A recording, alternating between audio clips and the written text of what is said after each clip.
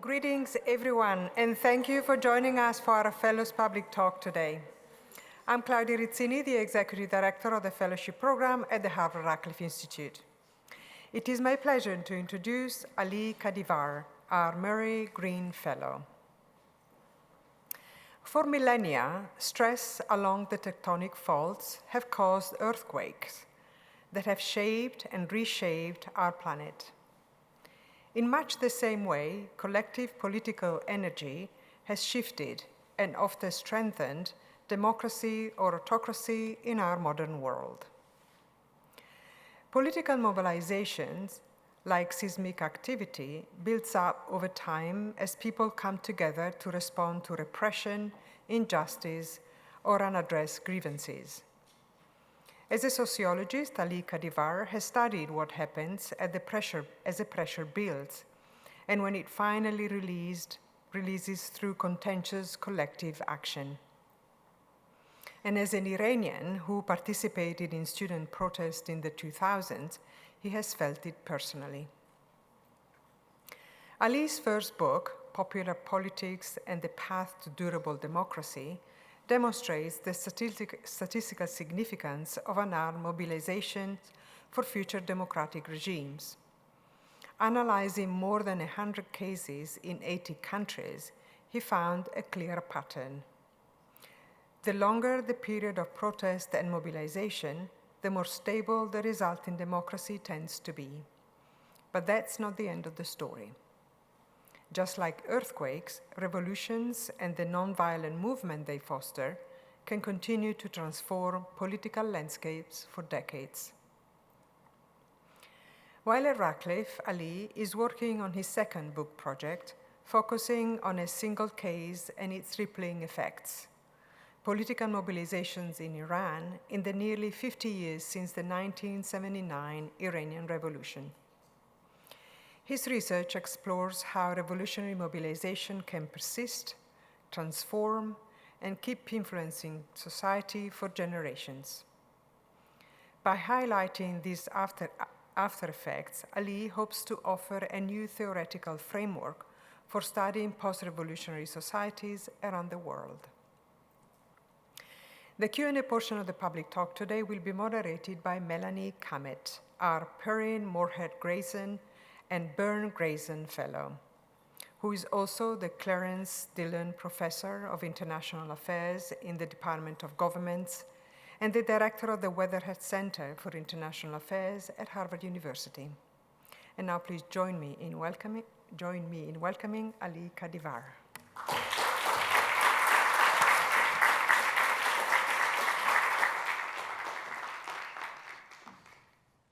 Thank you, Claudia, for the kind introduction, and thank you, everyone, for being here. It is my honor and pleasure today to share about this project with you. So you see 3 pieces of news here, and you may remember something about each of them. So at that corner, we have a piece of news from the women protest that happened in 2022 against mandatory hijab. It was all over the news. You probably remember that. This one is Masoud Pezeshkian, Iran's current president. He was elected recently, a couple of years ago. And now and then you hear about presidential elections or other types of elections in Iran with higher or lower turnouts. This was one of the lowest turnouts in the history of Islamic Republic. And then this picture is, again, probably you remember, a few years ago when President Trump ordered the assassination of General Soleimani. There was a massive funeral that was held for him in Tehran and several other Iranian cities. So what I talk about today is that these are not 3 separate, isolated incidents. These are all parts of a longer current of popular mobilization and popular participation in Iran in different forms. And episodes of political mobilization of different types occur frequently in Iran. So my project and the talk that I'm giving today is about what has happened since the Iranian Revolution, but political mobilization in Iran does not start in 1979. So I want to also briefly recognize the history, at least modern history of public participation. So from 19th century onward, Iran has held high levels of mobilization in different ways. We have had messianic religious movements that engage in violent political activities, the Babi movements. We had the tobacco protest, which was an anti-colonial campaign against a British merchant gaining a monopoly over Iran's tobacco. We have constitutional revolution in 1905 when Iran adopted a constitution. Iran was one of the first countries in the world that adopted a constitution. Then we have labor protests, especially in the oil sector. Iran also was one of the first countries that oil was discovered and commercialized. The mobilization around nationalization of oil, 1951, and then the 1963 revolt. This is the instance where Ayatollah Khomeini, the founder of Islamic Republic, first established himself as a political leader. And then we come to the 1978-79 revolution. It was a massive revolution. There are estimates of how many people have participated in different popular campaigns. Iran is estimated to have one of the highest levels of participation, 10%. You might think 10% is a small percentage, but we should know when we think of revolutions, we usually think everyone is participating, but everyone is not participating. Hundreds of thousands or even millions participate. This is still a very small fraction of the adult population of a country. So revolutionary mobilization is different from electoral mobilization. We shouldn't compare it with electoral mobilization. But yeah, Iran has had this high level of participation in the Iranian Revolution of 78, 79. And the big question I ask in this project is that what has happened to these high levels of mobilization. But let me show you a little bit more about how widespread the Iranian Revolution was. This is one of the data sets that I'm using in this project, and I speak a little bit more about the data in a bit. This is the number of individuals across Iranian districts that were killed during 78, 79. It's over 2,000 individuals. And you see how widespread it is throughout the country. And these are the recent districts. There were way fewer districts. So if we show this with the districts of the time, it would look even more widespread. So this is based on a data set of, we call it Islamic Republic Martyrs data set.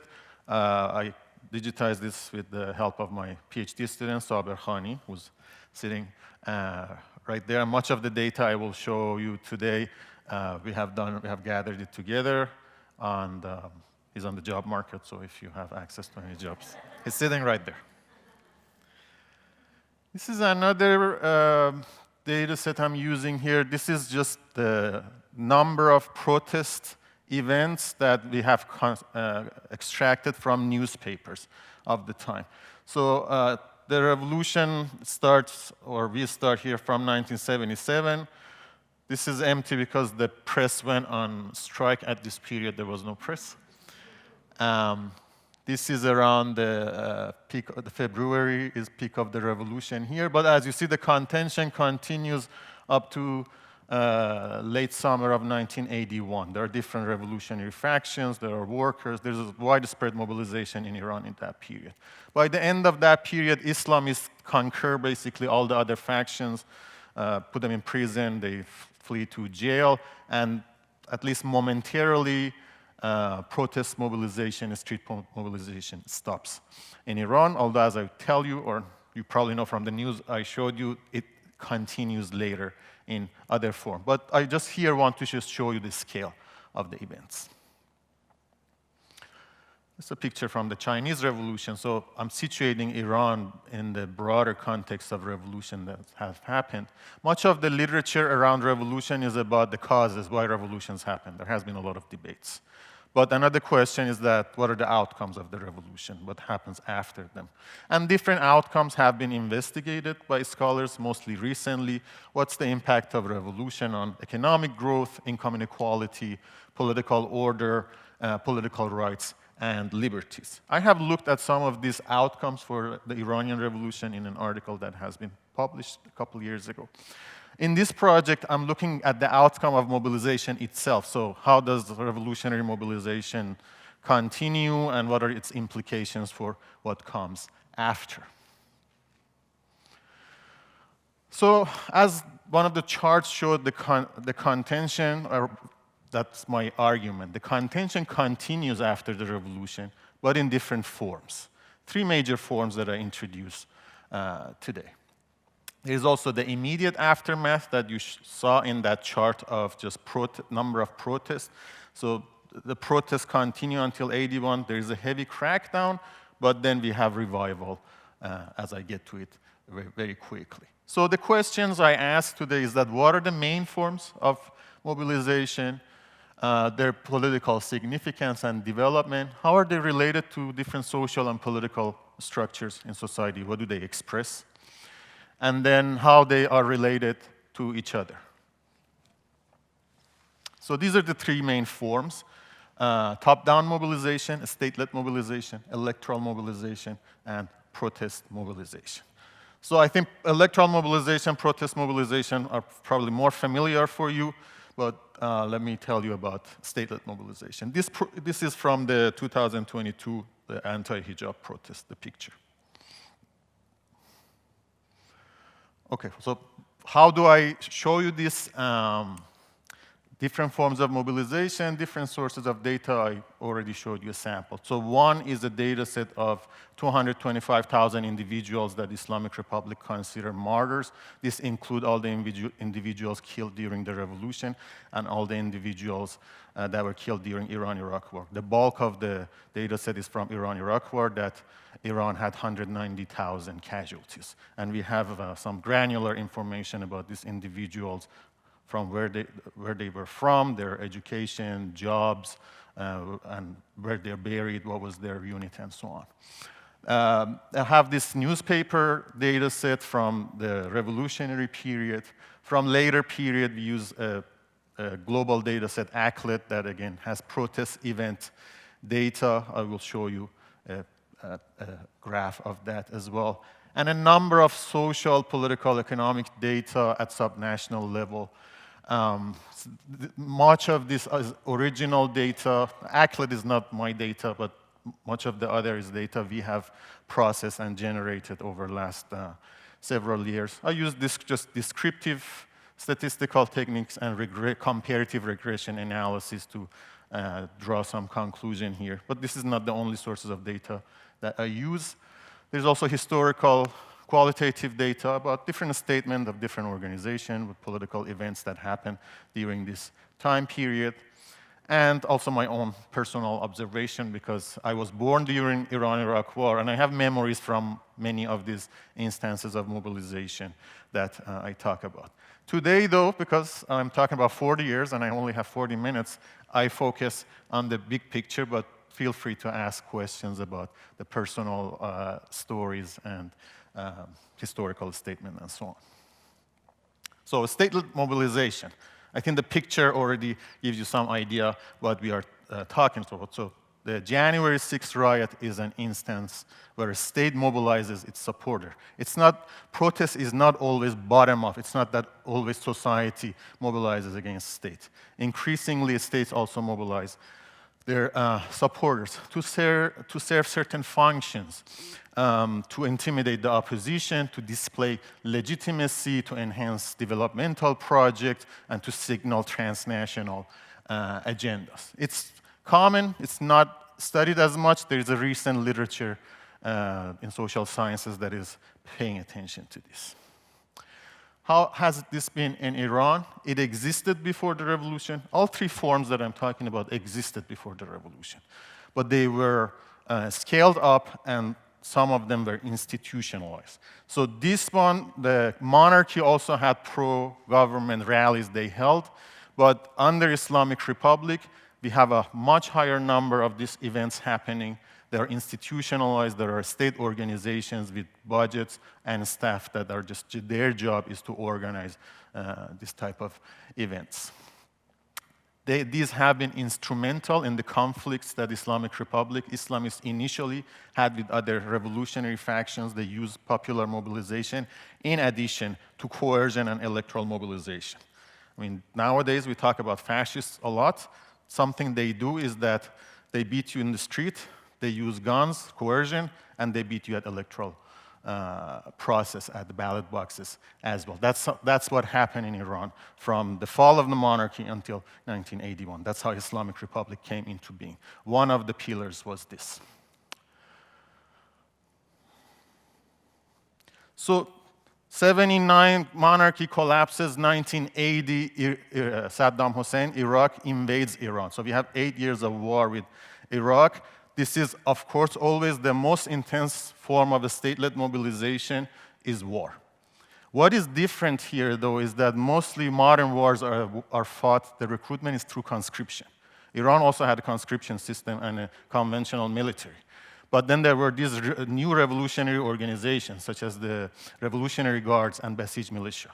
And the Iranian government mobilized more volunteers to the battlefronts than the conscripts. So when we look at the number of volunteers and conscripts that were killed, there are more volunteers that were killed.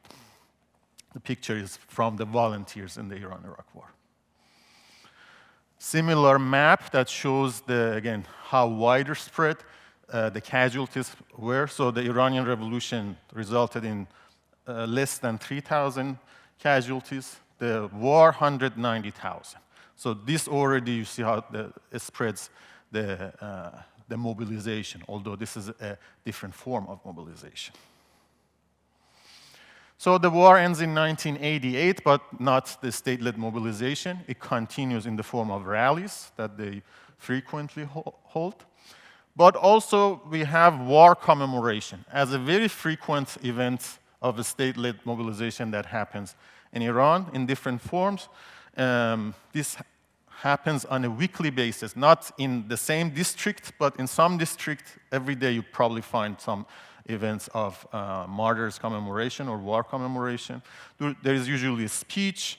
They maybe give some tokens to the family of martyrs and veterans.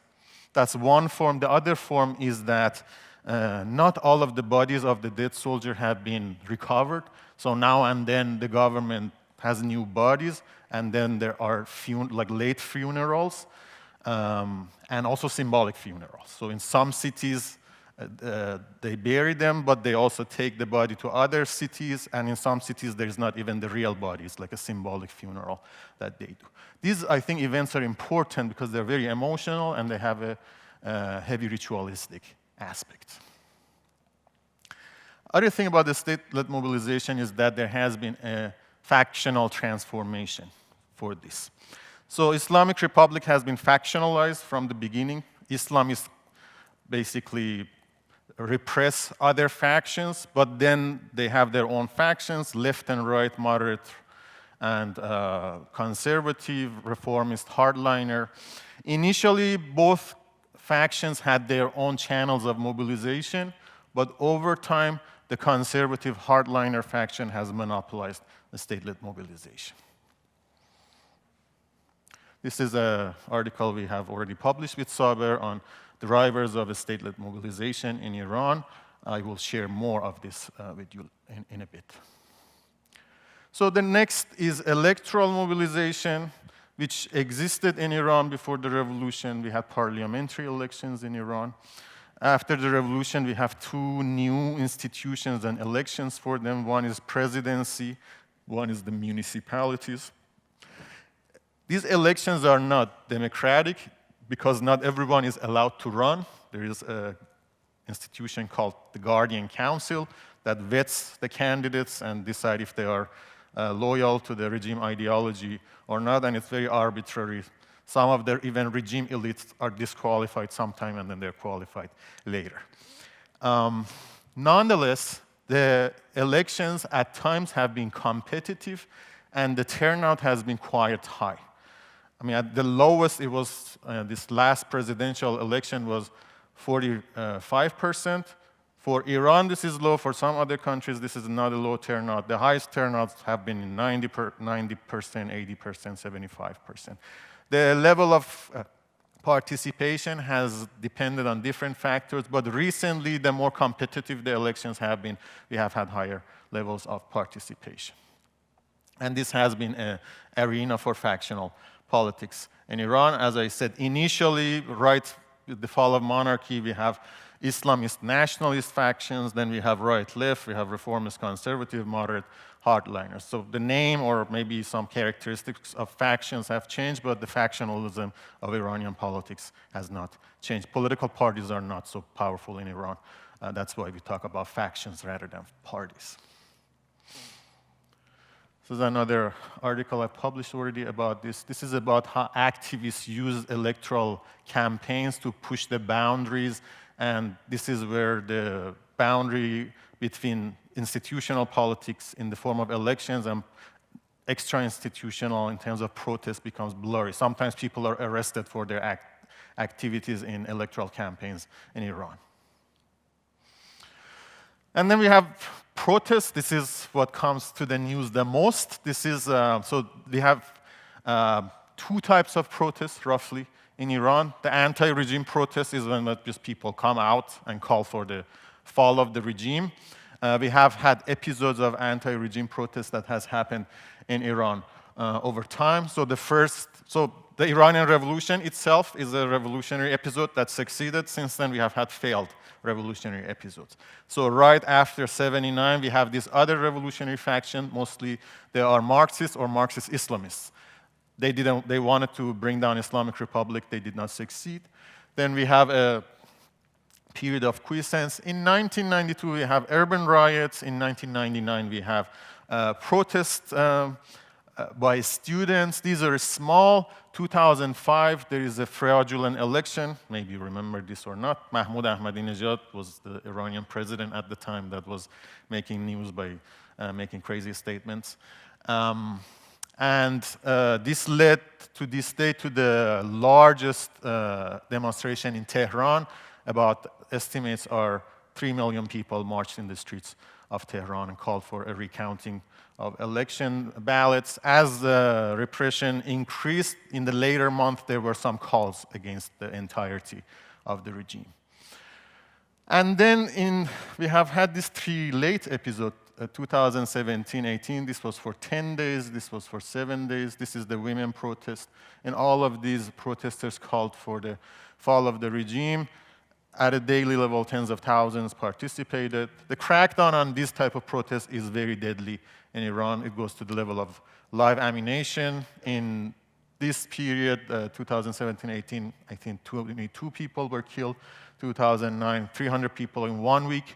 And 2022, I think over 500 people over several months, which shows that how regime has become more effective in repression, like quelling protests with less casualties. But this is not the only type of protest in Iran. This happens rarely. We have this ordinary or routine protest. These happen every week almost. Most of them are occupational workers, teachers, retirees, nurses, lawyers. It was part of the revolution. It was in that post-revolutionary contention. It disappeared with repression. It has reappeared since late 1990s, 2000s. Now this is the most common form of protest in Iran. It's mostly tolerated because they're local and sectoral. They're like asking for higher wages or re-employment or better contracts. Repression is less severe. They never use like live ammunition. At most, it's beating and tear gas, which I know if we are talking about the American context, that's severe repression. Unfortunately, for a country like Iran, in the scale of repression, that is not the most severe form of repression. So this shows these two charts, just the frequency of this mobilization in Iran. The bottom one, this is the number of districts that have been involved. This is the number of protests from 2016 to 2022. These are the three episodes of anti-regime mobilization. These other peaks you see, these are workers' protests and like teachers' protests. they usually don't even come that much in the Iranian news, even though the frequency is high, because it's not deadly, it's not so newsworthy. Basically, violence is newsworthy. And if we juxtapose this with state-led mobilization, so at the top we see this is the protests. These are pro-government rallies. We have this data by 2016. We are updating this part. And these are the war commemorations. So you can kind of see this state also holds events on par, and we can see the high frequency of war commemoration events as a form of a state-led contention in Iran. So now I want to talk about the second question. How are these related to social structures? What are they? Who is participating? What are they expressing? How has this changed over time? So for this, we do a quick review of what I call fault lines of contention in Iran, which I mean social cleavages that has led to different form of protest, top-down, bottom-up, armed insurgency, peaceful protest, or electoral mobilization. So I already mentioned factional politics a little bit. This is the top leadership of Iran for a few years. Iran has been described as a hybrid system. There are some electoral or semi-electoral institutions. There are non-electoral institutions that are more powerful than electoral institutions. And as I mentioned, their politics has been throughout factionalized, and the factions have been competing. At times, this factional competition has led to both a state-led mobilization or anti-regime mobilization. And the major difference between these factions, one is about inclusion and exclusion within the country, like how much to use repression, how much to open or close the electoral institutions. And another major form of disagreement is on the foreign policy, how aggressive or accommodating to be in foreign policy. Class, so education has been important in mobilization in Iran. Iran is a very educated society, and the educated class has demanded political reform, civil liberties, and so on. So women issue is one of the issues that the educated women have pushed, and then it has spread to other social classes as well. Middle class or educated class has engaged in electoral mobilization, protest mobilization, but also what has been called by Iranian sociologist Asef Baghdad as non-movement.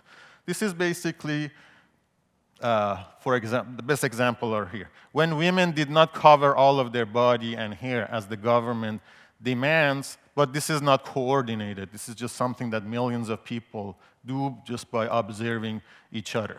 It's called non-movement or daily forms of resistance. So this is a very important background to the 2022 women protest against hijab, when this opposition came to public protest.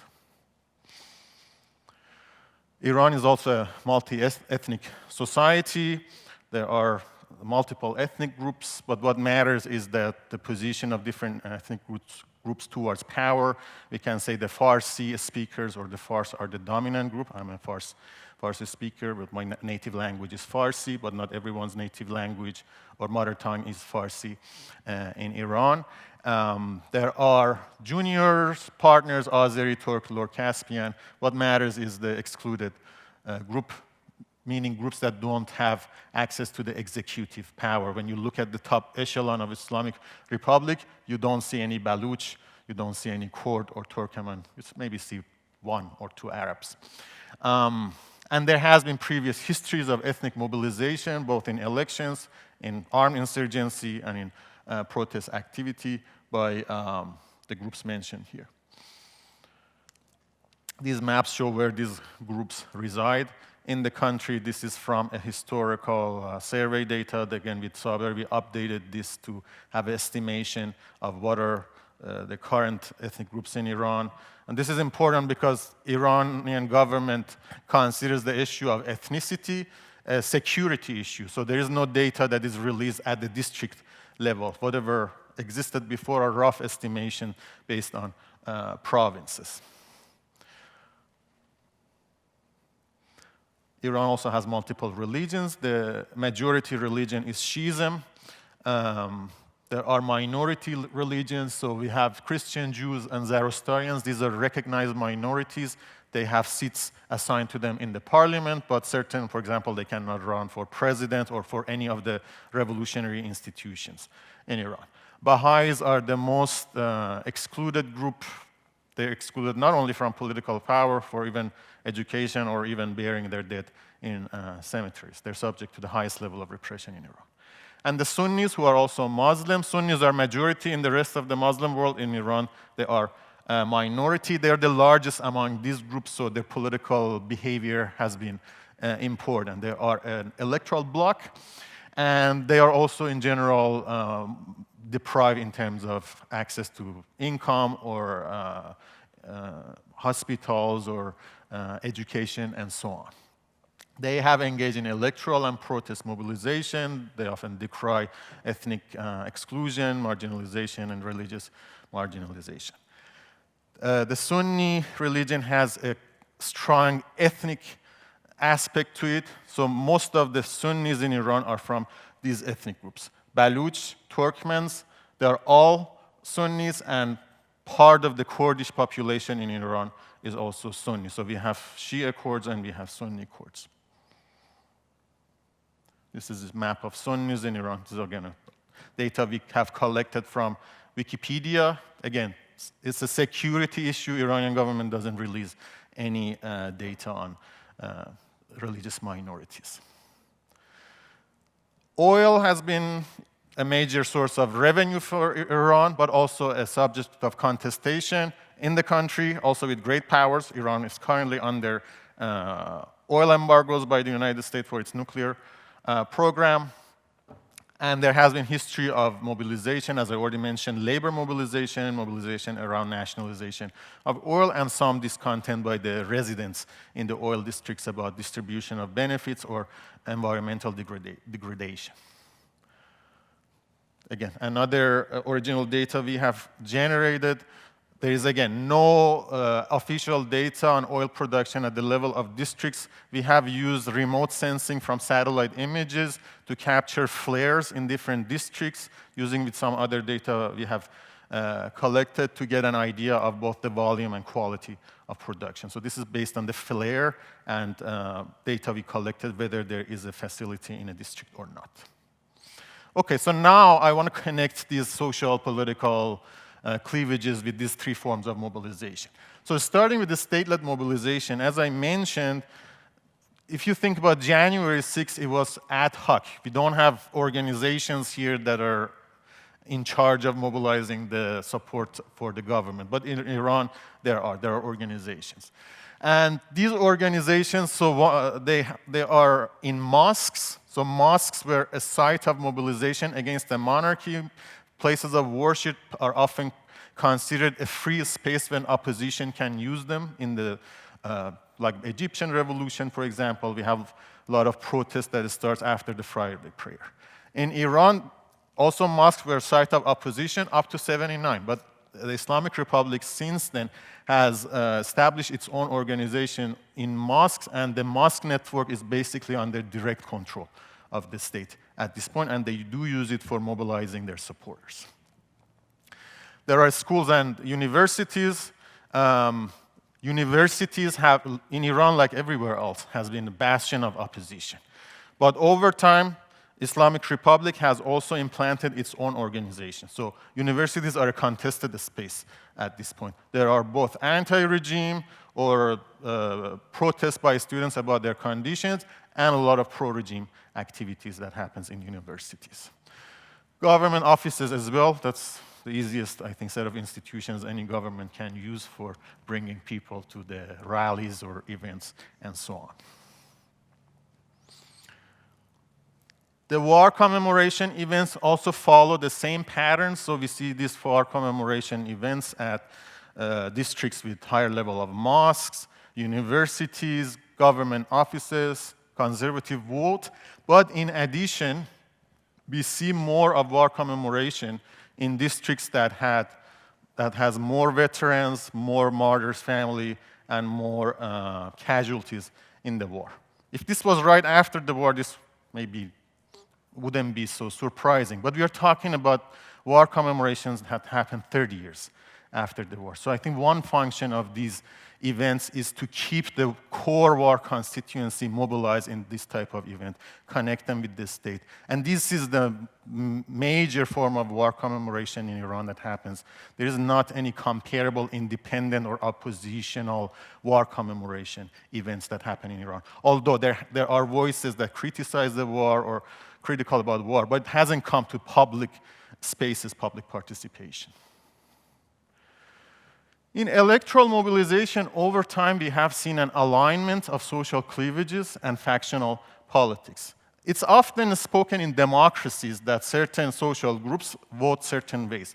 But when we think about autocracies, we don't usually think about this type of alignment that could exist there. But based on the analysis I've done over the last 12 years of presidential election in Iran, we see a clear patterns of alignment. The reformist coalition and the conservative coalition are very different.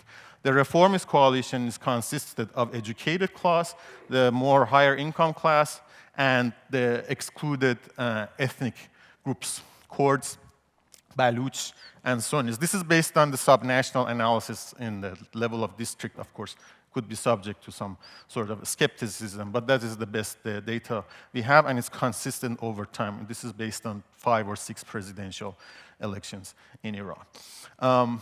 People vote in these elections not because they think these are ideal choices, but I think the calculation oftentimes is that how can I do something to just change the situation a little bit? This is like a low cost. And there are often debates. Sometimes the debate is that, is this worth participation? Is this not worth participation? So participation turnout has gone up and down.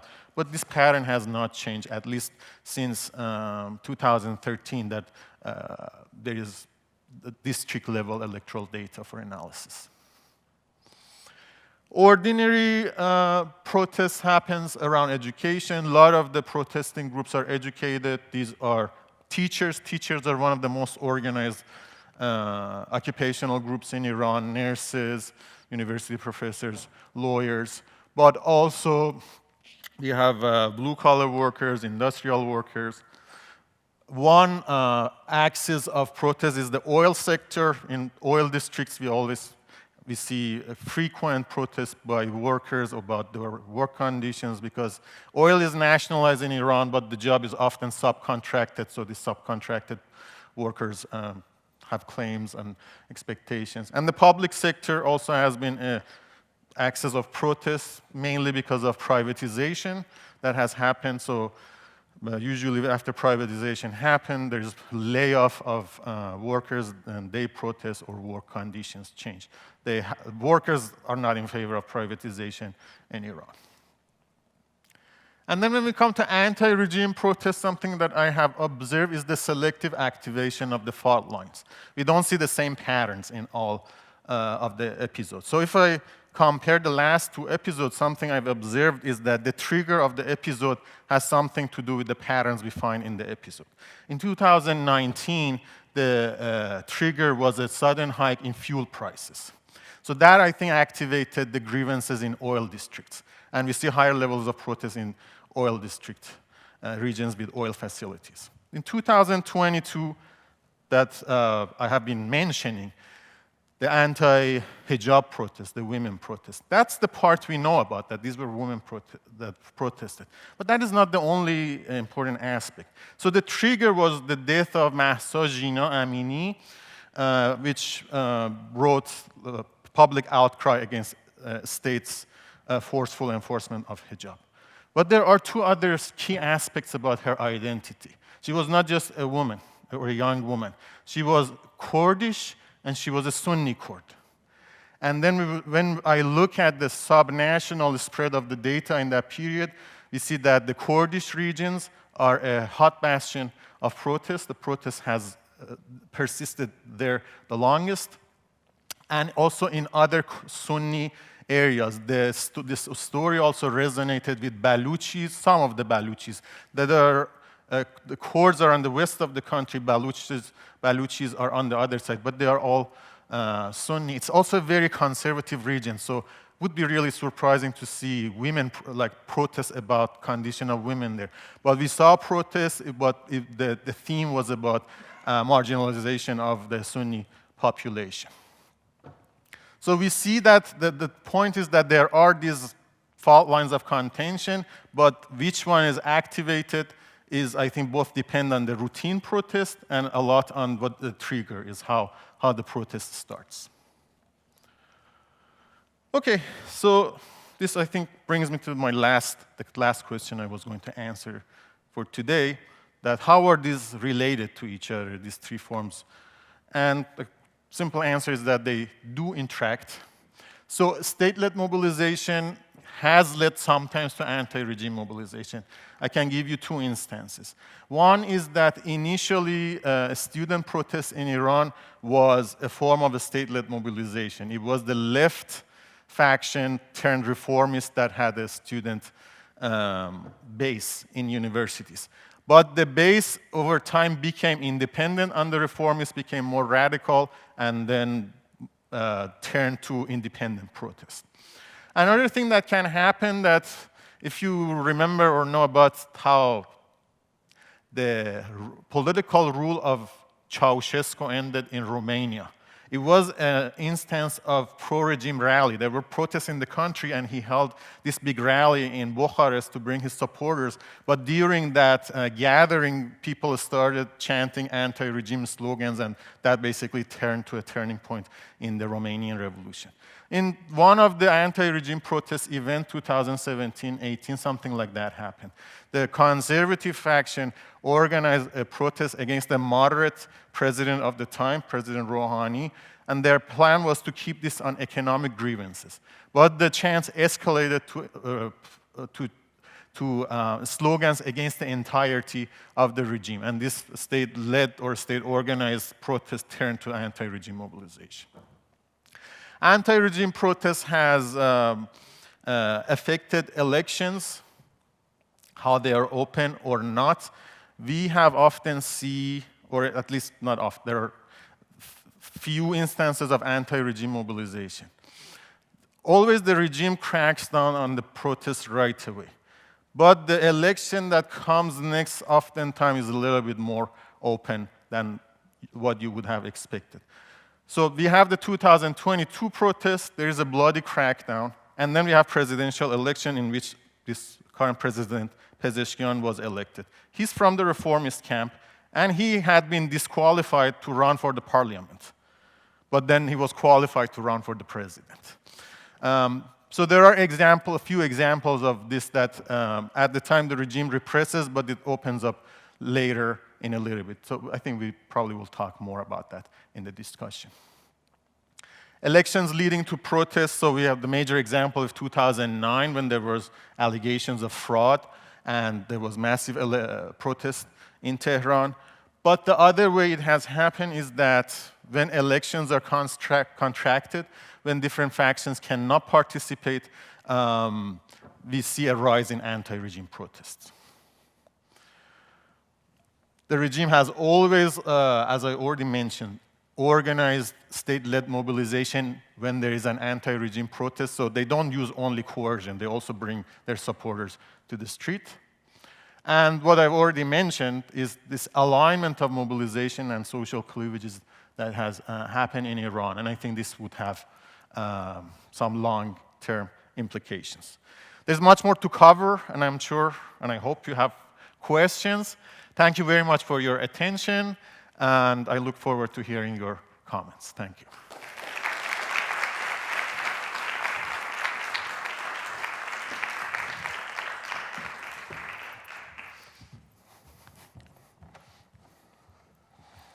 Great. Well, thanks for that fascinating presentation. I personally have so many questions. I know we all are going to have a lot of questions. Unfortunately, we only have about 15 minutes or so. So I will try to be efficient in summarizing some of them. Let me kick it off by linking this work with your earlier work, your first book. So if I recall correctly, in your first book, you argued that the longer that protest mobilization occurred, the more durable subsequent democratization is. And part of the mechanism is that this act of mobilizing builds infrastructure, builds organizations that then are able to sustain democracy.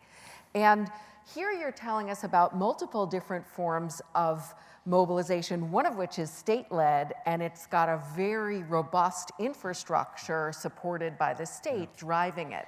So what are the implications of that robust state infrastructure that's driving state-led mobilization for subsequent regime outcomes? I mean, it seems almost like it might be the converse of what you argued in your previous work. Yeah, so in my previous book, I talk about democracies that emerge from popular mobilization. In this case, we have an autocracy or a hybrid regime that has emerged from popular mobilization. The mobilization itself was not very long. The Iranian mobilization is from 78 and 79. But what was fascinating was how quickly Islamists were able to create these, both their own institutions, and they also inserted their institutions within the state. So like the Revolutionary Guards first was an Islamist organization, but was written in the constitution later. And Islamists, or the elite of Islamic Republic, I think they, because they came to power into a revolution, they know how much street mobilization matters and how important it is for them to be organized and to be ready. They know that as they challenge the monarchy, they could be challenged through streets, and they have been challenged through the streets. So they have built this whole organizational infrastructure. How does it matter for regime longevity? I think it matters a lot in different ways. One is that we just see in pictures and news, this show of legitimacy, that this is not an unpopular regime, even now that you think it's in a lot of troubles and under sanctions, the 12 days war and so on. Right after the 12 days war with Israel, 1 week after, they held a massive funeral again in Tehran for the commanders of Revolutionary Guards, and this made it to the news. So one is just to display the legitimacy.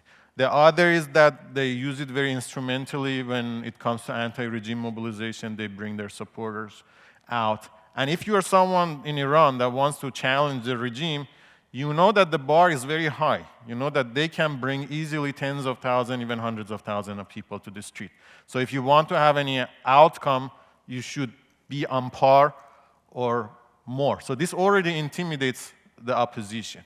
And this keeps their supporters also engaged, because one very important, maybe most important thing for any political regime is to keep up the morale. It's not about how much guns you have, because there should be people who shoot that guns.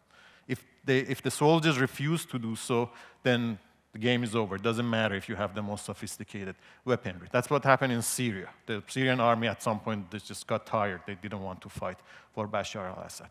So by constantly bringing their people out, especially the war commemorations that have an emotional tone, they keep their supporters motivated, ready to action, renew their loyalty, connecting them with the regime leadership. So I think this is a part of, maybe ignored part of the strength of Iran as a revolutionary regime and revolutionary regimes in general. We have seen these high levels of mobilization in post-revolutionary Soviet or in post-revolutionary China. It's not only in Iran that they have war commemoration. We might think, okay, Iran is Shia, there's a martyrdom, religious culture. When we look at the just recent history of martyrdom, it's not religious at all. Mao had also created a cult of red martyr in China, and they were holding many war commemoration events. Under Soviet, of course, the death toll of the World War II is unparalleled in Soviet with other countries. And Stalin didn't like war commemoration because he didn't want anyone to rival him. But you see, even in an atheist regime, Brezhnev brings this back as a form of engagement with the public. And similar to Iran, they have this they organize the youth to go and recover the body of the dead from the World War II. So we see different forms of mobilization in these other post-revolutionary regimes as well. So, so you've mentioned a number of times that this generates or maintains support among the base. Yeah. And so I wonder if you could say more about the micro foundations of this. Why do people participate in this state-led mobilization? Is it genuine conviction? And also, how does this resonate with Gen Z, which maybe wasn't certainly wasn't alive during the Iran-Iraq war, so this concept of martyrs might be more abstract. Yeah. How does this play out generationally in terms of how people get moved or not moved by state-led acts of mobilization? Great question. So I think, yeah, part of the base believes in regime ideology. And when things happen with the war, like Israel's invasion, attack on Iran, then this reinforces the siege mentality, the fight against imperialism mentality. So it reinforces their values. There is also, if you are part of the base, then you have connections. So there's also material gains that you would have. This is in Iran, they call it party. I mean, party in Iran means having a connection in the system. So if you are pro-regime, usually you know someone who knows someone, and you could get some work done. People have public jobs also, so they would at least hold a facade of being pro-regime. There are, I think, some subjects that we need more research and take it serious for who are people who go to these events, and is it about values, is it about material gains? But I certainly think there's some part of the population, it's not a majority, but it's a sizable minority that is organized and is well connected. And they vote, they come to the streets. They can never win open elections, so whenever the Guardian Council allows a reformist candidate to run, conservatives don't have much of a chance. The only time they win elections than when they decimate the reformist or moderate rival. What happens to Gen Z? So something I see a lot is the cultural production that Islamic Republic has taken very seriously. They have changed their discourse a little bit. So earlier, when you get the Iran-Iraq war during 1980s, Islam is the major master frame, is the major thing that the state is serving Islam. It has changed much to a more patriotic and nationalistic discourse. Now the state presents itself as the guardian of the security in a region that is attacked by the imperial powers. We see what happened in Iraq, in Syria, in Libya, so we need a strong state to protect the government. So we saw one thing that I think led to the end of the 12 days war with Israel was Iran's missile power. And there are these videos that they have made that they connect the current Iran's missile system with the old Persian myths about Arash, who was a person with bow and arrow. So they connect this myth about this hero with bow and arrow to the current Revolutionary Guards who work on the missile system. So they try to update their discourse, and there are new martyrs now. I think the war with U.S. and Israel really shook Iran's regime's core, but like Iran-Iraq war also has presented all these opportunities. There are new martyrs, there's new invasion, so they can tone up that discourse. The other thing is that the way they organize religious ceremonies in Iran, so we have this class of maddah, or chanters. They are people who lead ceremonies. And these events become very ecstatic. If you look at some of the videos, it looks like a rock club with only male participants. There is no music, but there are multiple people that, someone's like, the other one starts singing over that, and there's chest beating. It really is ecstatic, and this is, I think, one way that it can be appealing to the younger generation of the base. So they're really active and they're working on that. I look on Instagram and I saw sometimes their videos and how they are also trying to appeal, both through this type of emotional, performative aspects and also through this patriotic, nationalistic discourse that they're using now. Okay.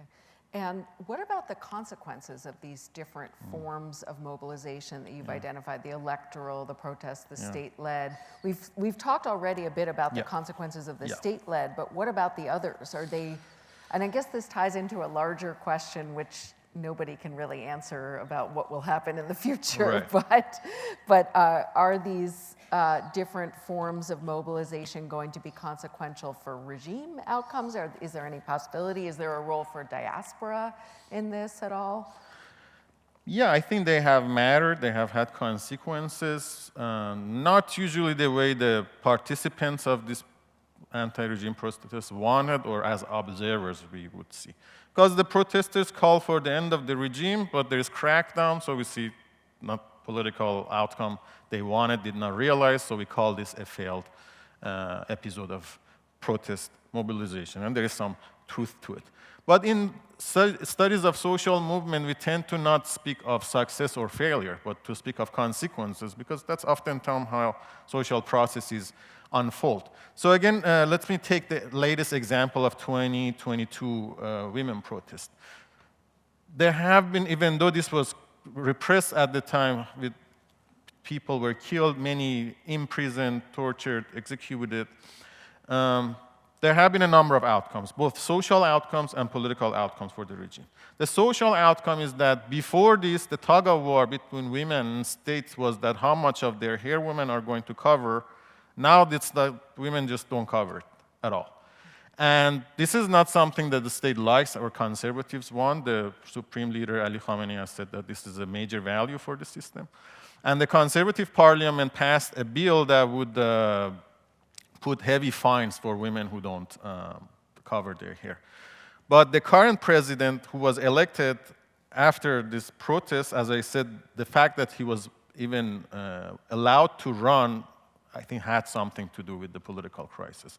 He did not implement the bill and said this would create a crisis for the state, again, would lead to upheavals. So this is, I think, one consequence. So it's both social and political. Political is that, first I mentioned, the fact that he was able to run, he's elected. He's a moderate reformist. He was not the most radical reformist, of course. So the regime responds not in the way the protesters want, in a way that it feels comfortable. It can manage. I think hardliners think that they can manage this president. But then he made a number of appointments that were important. As I said, the social base of these protests were in the Kurdish and the Sunni regions.